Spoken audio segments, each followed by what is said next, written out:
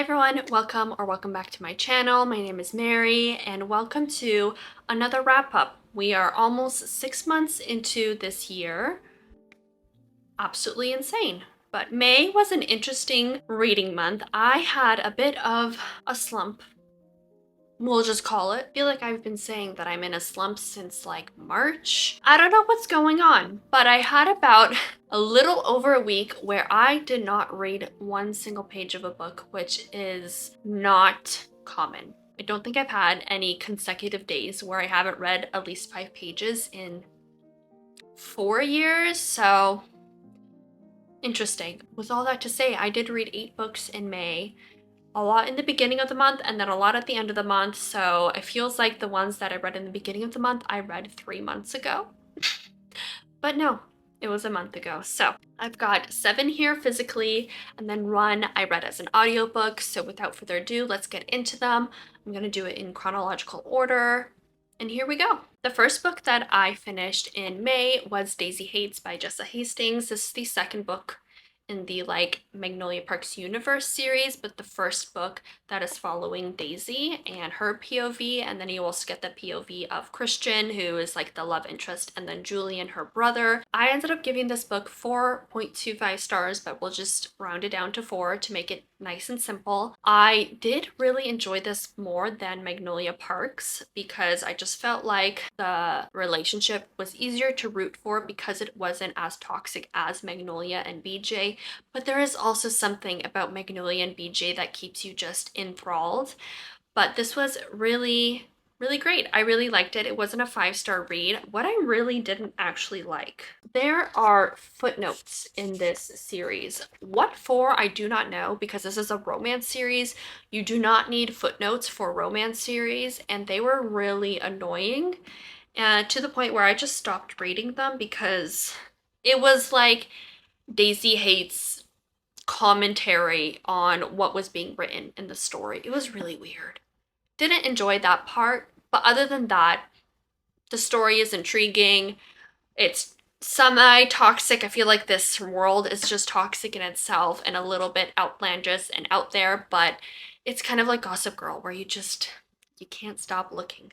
The next book I read is Business or Pleasure by Rachel Lynn Solomon. I gave this 3 stars. I didn't really love this and I didn't hate it. It's a very meh book, not very memorable, and I did go over my thoughts of this, I think in like 2 vlogs that I posted in May. So this is kind of between a ghostwriter and an actor where she's gonna ghostwrite his book. But before they knew that that was the situation, she has a one night stand with this man and it was very bad, went very bad.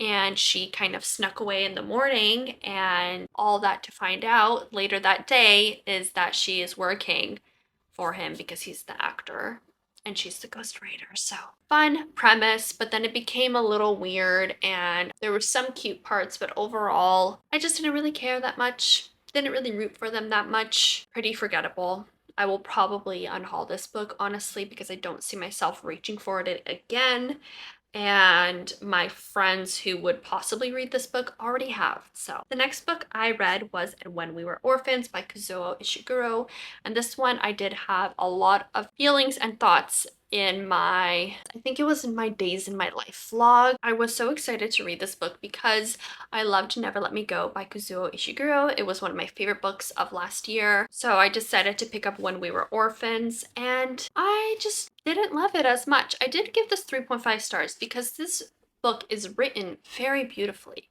and it had really interesting aspects of it. So this book is about Christopher, who is an orphan. His parents disappeared in Shanghai, and so he was adopted and brought to London, and now he's a detective, so now he's kind of investigating and trying to see if he can either find out what happened to his parents or find his parents. So he goes back to Shanghai, and so this is all about like kind of London society, but also Shanghai and the war that's going on there. And there were really interesting aspects of it, like the London society and kind of the relationship that kind of is throughout the book was interesting to me.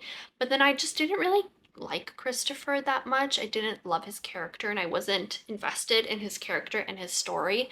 And when a book is following this character, his life, and him trying to kind of resolve this mystery of his life, you know, if you don't like him, you're not gonna like the story. So very mixed feelings about this book, but again, the writing is just so beautiful. So it's really hard for me to rate this. I don't regret reading it. I would suggest picking it up, and if you just are not a fan of it, like 100 pages in, just put it down, but a little disappointed. The next book I read is the Kamogawa Food Detectives by Hisashi Kashiwai, which is kind of a short story collection. It's very similar to Before the Coffee Gets Cold, but it's kind of the similar concept but related to food, but also not very similar whatsoever. So this book, there is a family diner, I guess you could say, very inconspicuous, doesn't have like a sign at the front of it that it is, you know, a diner.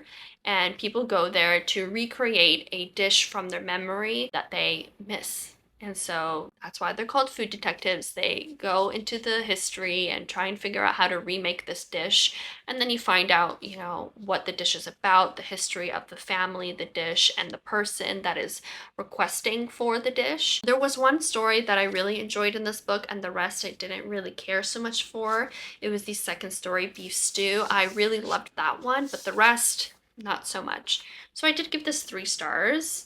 Yeah, I just found the writing a little plain, a little boring, and a little blunt and not very emotional. And that could be because it is Japanese translated fiction, but wasn't the biggest fan. So actually the next 3 books were a part of my 24-hour reading vlog. And so I finished Belladonna by Adeline Grace in this vlog, or this challenge, and I really like this book. I initially gave it 3.5 stars, but I might bump it up to 4 because I do think about it quite a bit, and I am intrigued to continue the series and read Foxglove before the 3rd book comes out, I think in August or July. And so I really like this book. Signa, who is the main character, she's not like my favorite main character, a little annoying, and this is YA, so it is what it is. But as I mentioned in my vlog, I adore books that have death as a character or as a narrator, and when death is like the love interest, oh my god, I loved it. I ate that up. The story was intriguing, it was very fantastical, but it was also a little naive, and Signa was not my favorite character, but I really, really enjoyed it. I had a good time, you know? Very plain, very easy to read. I just had a good time. And sometimes that's all you need. The next book I read was Attack on Titan.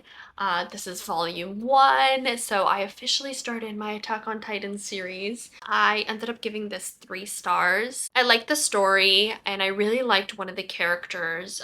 What's her name? Mikasa, which I think is like one of the only female characters in this book, but I adored her character. Everyone else was just, you know, whatever to me. Yeah, I really like the story. I'm excited to continue. The only thing I don't really enjoy that much is the art style, because sometimes it is a little hard to follow, especially during like the fight scenes, because it is just very sketchy with like lots and lots and lots of lines. So that's the only thing that is not my favorite, but it is like a big part of manga, so if you don't like the way that it's drawn, then you're probably not gonna like the story, but I can overlook some of the battle scenes being hard to follow to continue the series. The last book I read physically was The Hobbit by J.R.R. Tolkien. I gave this 4 stars. I really enjoyed this book. I thought it was so fun, it was so whimsical. I could just imagine myself in the atmosphere. I loved it, and I am so excited to start the Lord of the Rings series. I've never read the Lord of the Rings series, so I did want to start with The Hobbit, even though you don't have to. I just wanted to make sure I kind of understand the world a little bit better and the backstory, and this one is more geared towards middle grade, so it was very easy to follow. I loved the little songs. I thought they were so fun, and I did read it alongside an audiobook, so I think that also helped with the songs and like being able to imagine them in my head. But yeah, I love this book. I was so excited to finish this so that I could watch the movie, but I haven't found the time to watch the movie. So I'm hoping to watch in June The Hobbit and then start the Lord of the Rings series. Then lastly, I read or listened to the audiobook for Knife, which is Salman Rushdie's newest book, which is kind of his memoir of the knife attack that happened to him in 2022, I believe August 11th or August 12th. You can look into all the things that happened in that gruesome attack that almost led him to his deathbed. And so this memoir is quite short and it just is all about his recovery, I guess, lessons of it, and a little bit of also his history of a lot of violence that has happened in his life because of his books and people not liking his books, specifically the Satanic Verses. And it was very eye-opening and also very interesting and hopeful. And it was nice to read a different perspective because he is an atheist and what happened to him was quite horrific and his recovery was quite miraculous. But yet, when you have something so miraculous happen to you and you don't have that kind of divine power, God, or whatever to kind of lean on or help you understand, it is really fascinating to see where the connections of his brain and his thoughts are when it came to something like this happening to him. And even though our perspectives and, maybe even morals are a bit different, it was still really intriguing to read. I did give this 4 stars. I do wish, it went a little bit deeper, but Rushdie's writing is so beautiful. So it is a very great read, even though it was very heartbreaking at the same time. I would recommend it, especially if you're into Rushdie's books, to read it. And you can listen to the audiobook. I believe it's like 6 hours long and it's narrated by him. I listened to half of the book as an audiobook and then my audiobook hold expired.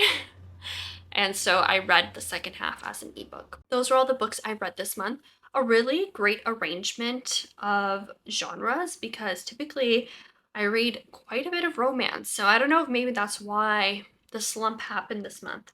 But I read 2 romances, 2 fictions, 1 YA fantasy, 1 manga, 1 classic, and 1 memoir. Let me know what you all read in May and what you guys are reading in June, and I will see you all very, very soon in my next video. Happy reading. Bye. Lazy Sunday mornings, hiding under covers. I don't mind staying in with you. Play your favorite movie, laying right beside me. I don't mind when it's just us.